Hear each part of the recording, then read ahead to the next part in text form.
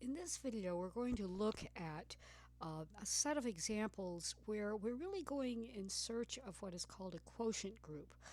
What we're going to do is we're going to look at the left cosets of a particular subgroup, and we're going to see whether or not we can form them into a group under some kind of a binary operation.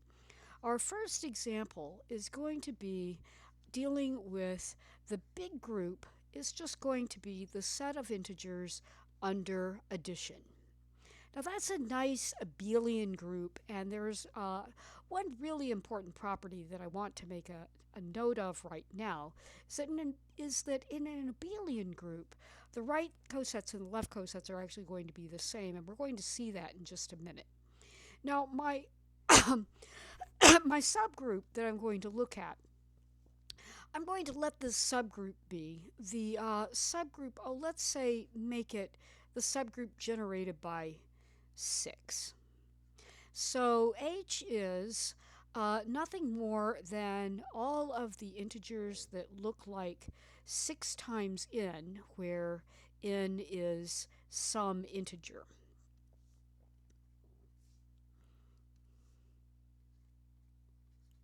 And more explicitly, what this means is that it's 0 plus 6 minus 6 plus 12 minus 12, and so on. And this is indeed a cyclic subgroup. So it's important to realize that this is indeed a subgroup of G. And what we now want to do is we want to look at the left coset. So what would a left coset of H look like?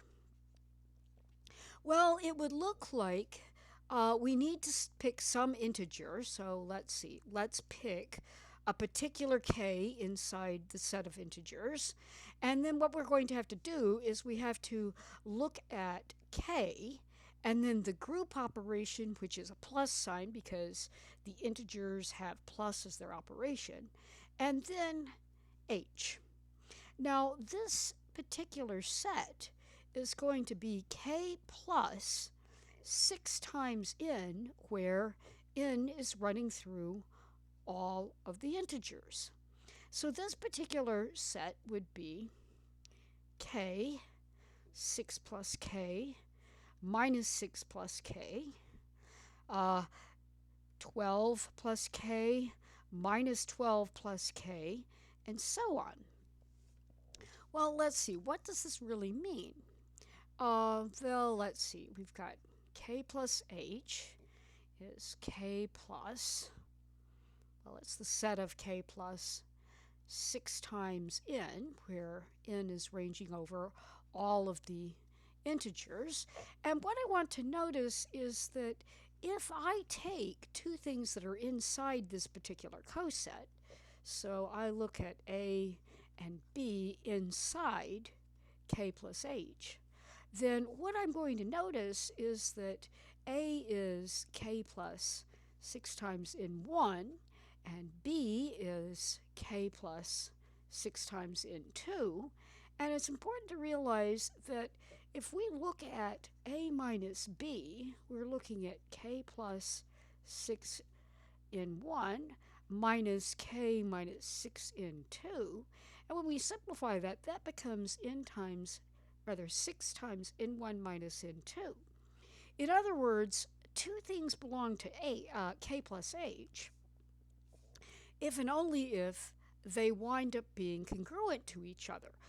This is a minus b is 6 times something, where our something is equal to n1 minus n2, and that says that a and b are congruent to each other mod 6.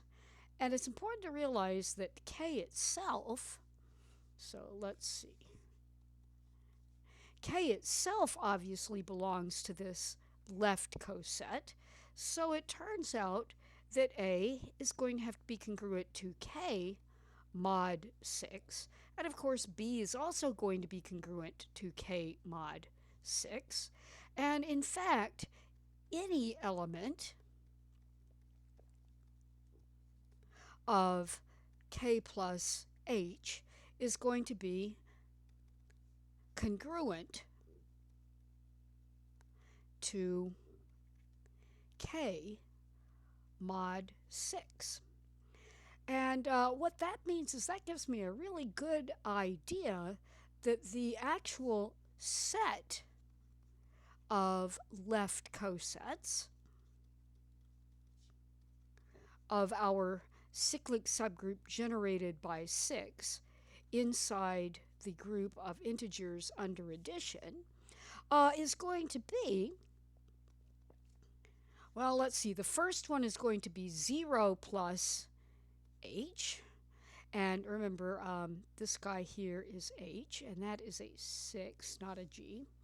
And then we're going to have 1 plus h, and we'll have 2 plus h, and we'll have 3 plus h, and we'll have 4 plus h, and we'll have 5 plus h. And those are the only possible left cosets because every integer is congruent to one of 0, 1, 2, 3, 4, or 5 mod 6. So this conveniently splits the integers now into 6 parts. So let's just kind of schematically think about what we've done. We have the set of integers here, and we've got the chunk that is in 0 plus h, and we've got the chunk that is in 1 plus h, and the chunk that is in 2 plus h, and the chunk that is in 3 plus h, and the chunk that is in 4 plus h, and the chunk that is in 5 plus h. So what we have then is 5 elements in the set of left cosets. Now, what I want to notice is that I want to come up with a way of thinking about a binary operation on this set of cosets. Now, I'm going to label this particular set with a strange looking thing. We're actually going to call this Z mod 6Z. And 6Z is really nothing more than another name for H, which is the cyclic subgroup generated by 6. In other words, 6Z is the set of 6 n's where n is inside Z. Well, my question then is, and let me get a little bit more room here. The question is, can we find a binary operation on the set of left cosets, in other words, Z mod 6Z, that makes Z mod 6Z into a group?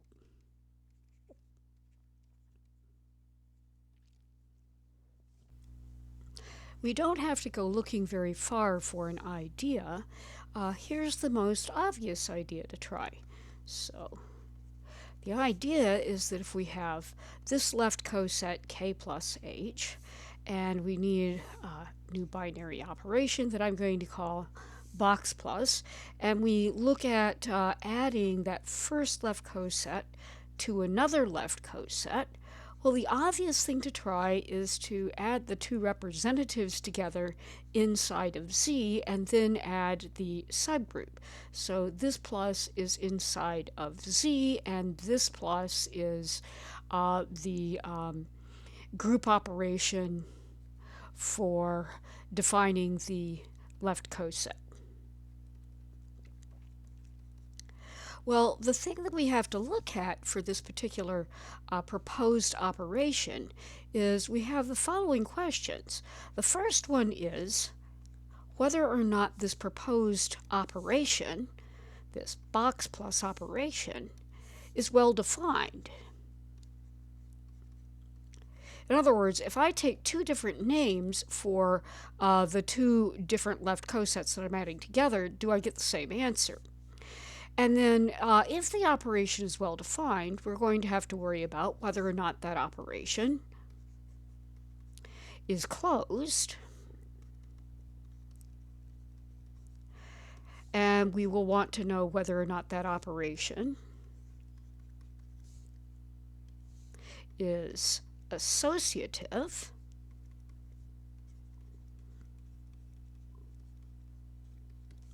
And we will want to know whether or not this operation has an identity element.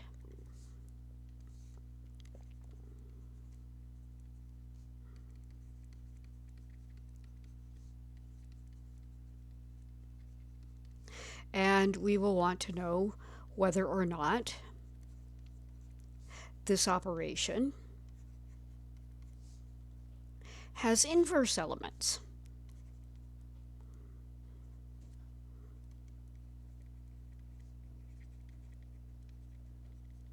And it's important to realize that these four questions are just the group axioms.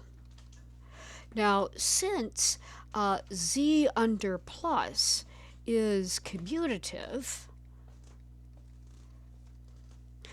there's a sixth question that is also worth asking, and that is whether or not our new proposed operation, this box plus operation, is it commutative?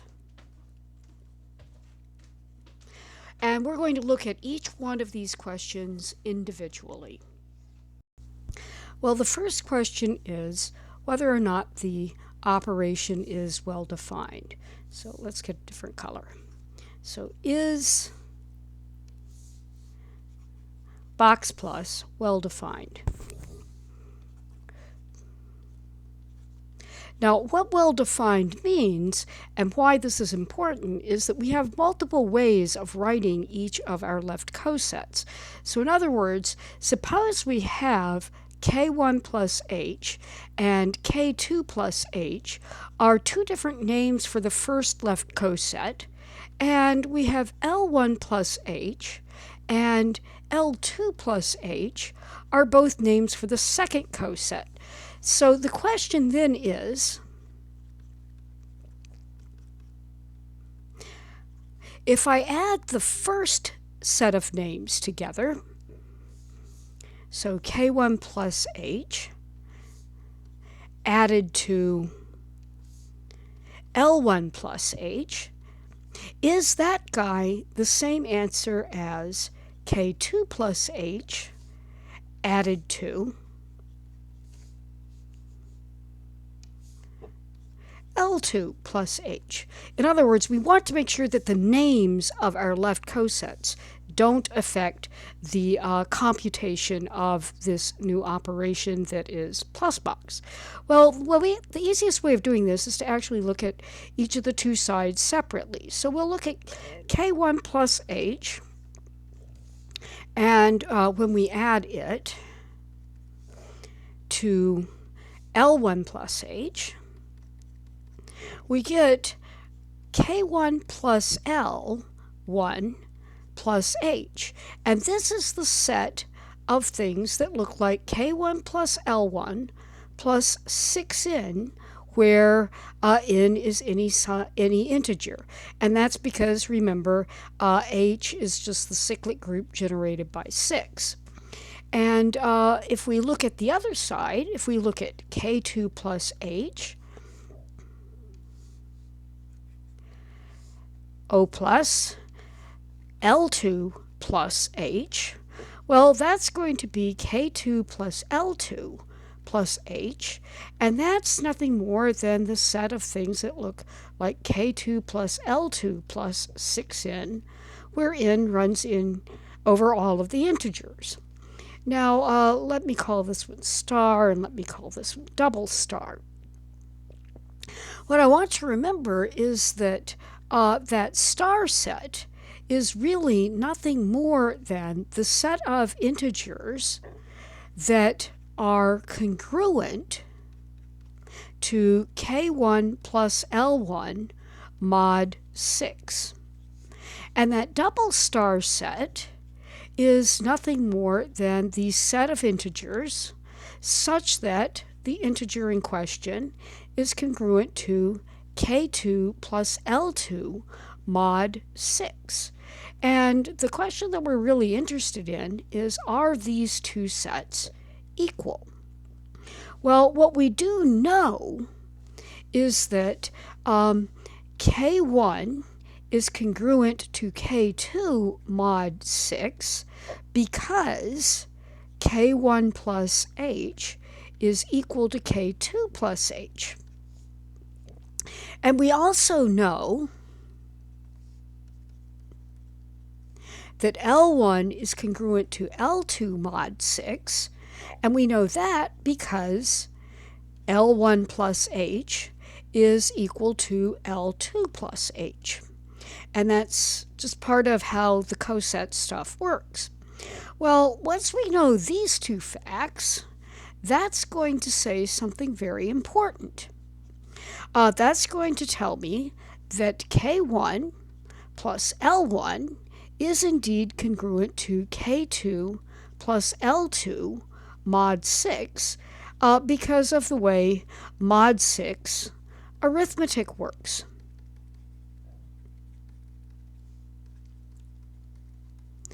Well, what that then says is that the set K1 plus L1 plus 6n, where n is an integer, is indeed equal to the set K2 plus L2 plus 6n, where n is any integer that we want to add. And that's enough to say that K1 plus L1 plus H is equal to K2 plus L2 plus H. And that does say that when we looked at K1 plus H and box plussed it with L1 plus H, that we really are indeed getting the same answer as if we look at K2 plus H and we box plus that with L2 plus H. And so what this means is that box plus is indeed well defined. And since it's well defined, we now go on to looking at the group axioms. So we now look at the group axioms.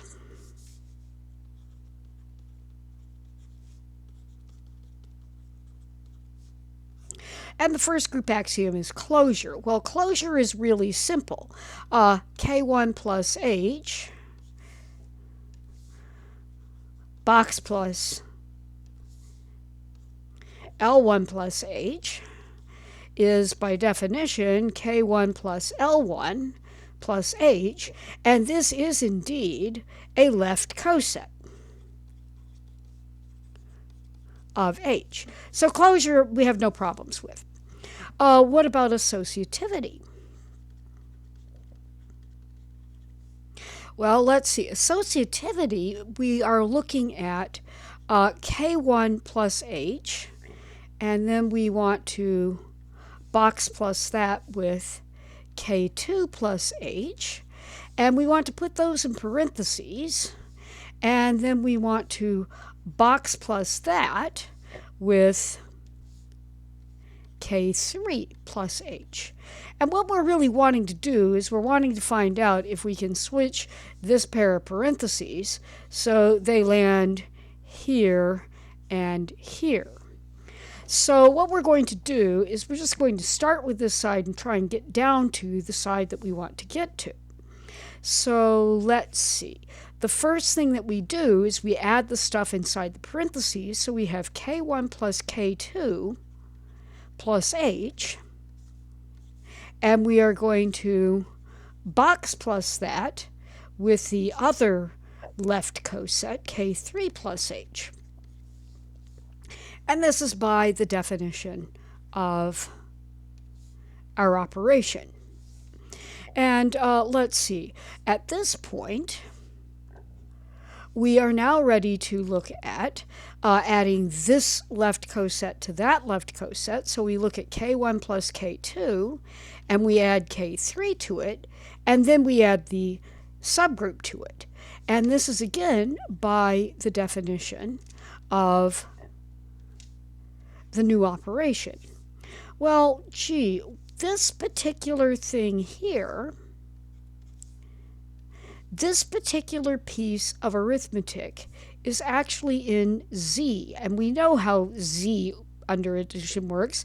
It is associative, and so what we can do is we can say that that particular integer sum is k1 plus k2 plus k3 inside parentheses plus the h, and this is by the definition of plus inside the group Z under addition. Well, of course, now what we're going to do is we're going to realize that that plus can be used with the definition of of box plus, and we can rewrite this as k1 plus h box plus with the left coset k2 plus k3 plus h. But and this is by the definition of the operation, the new operation. Well, at this point, I want to point out that, again, this plus can be used inside the definition of that box plus. And when we do, what we wind up with is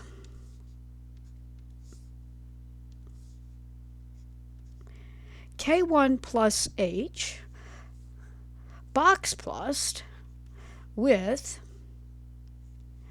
k2 plus h box plus with k3 plus h. And this again is by the definition of the operation.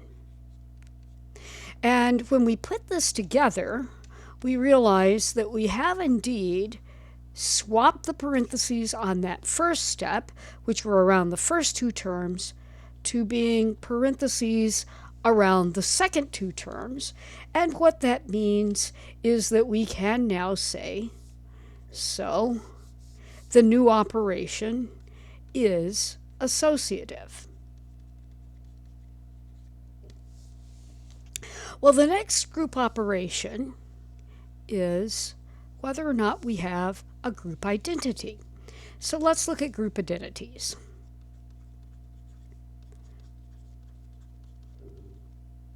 The group identity element. Well, there is an obvious candidate. That's going to be 0 plus h, which is also just another name for h. And if I look at 0 plus h, and I box plus that with some other left coset, well, by the definition of box plus, that's going to be 0 plus k plus h. But 0 plus k is just k. And so, yes, this guy is indeed the identity element.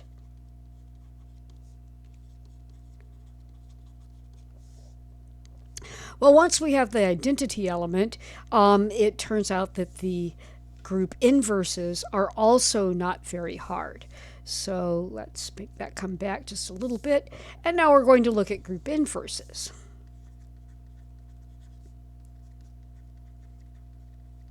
Now, the whole idea about the inverse element is that I have to take an arbitrary left coset, and I want to box at it to something in order to get the identity element, which is 0 plus h, or just h. Now, there is an obvious candidate, and we're just going to come up here and do that obvious candidate. The obvious candidate would be minus k plus h. Now, it's important to realize that minus k plus h is the same thing as 6. Actually, let's erase that. Is 6 minus k plus h. And this is because H is the cyclic subgroup generated by 6, and minus k is congruent to 6 minus k mod 6. So it doesn't matter which name, it doesn't matter which of these two names I use for this particular left coset. And so what we're going to do is we are going to make a good guess that the right, as in the correct left coset to be putting in this blank, is minus k plus h.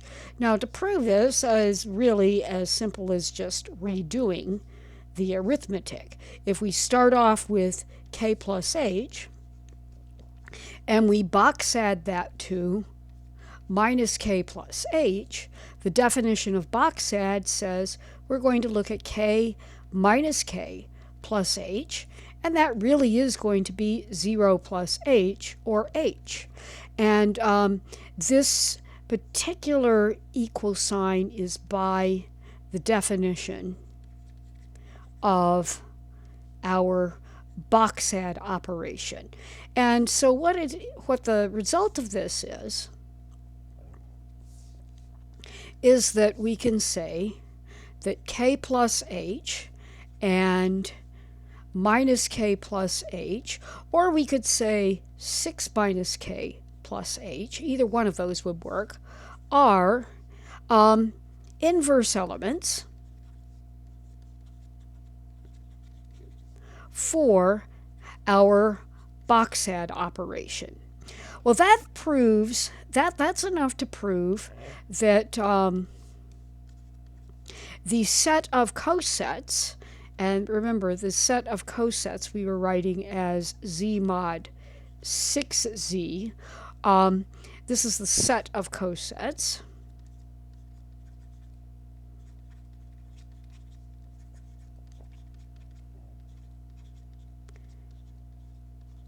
That set under this box add operation is indeed a group. And this group is called the quotient group. So z mod 6z is called a quotient group. Now, I'm not going to define that phrase in this video, but I just want to say that that is an example of a quotient group. Now, what I want to do next is also keep in mind that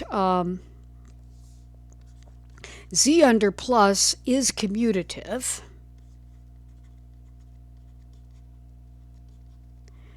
And so I want to ask the question, is this quotient group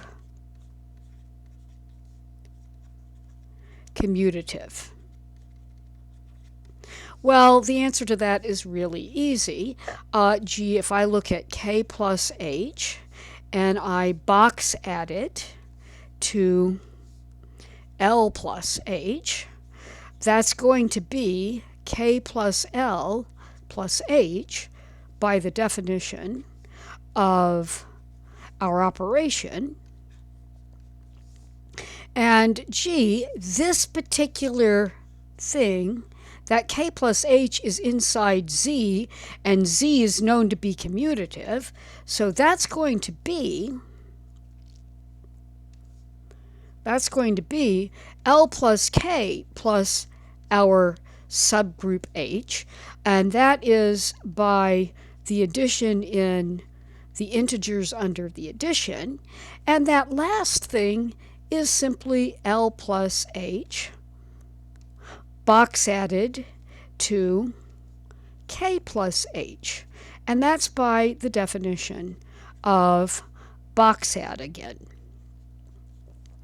And so as a result, the answer to this question here is yes, z mod 6z under box add is commutative.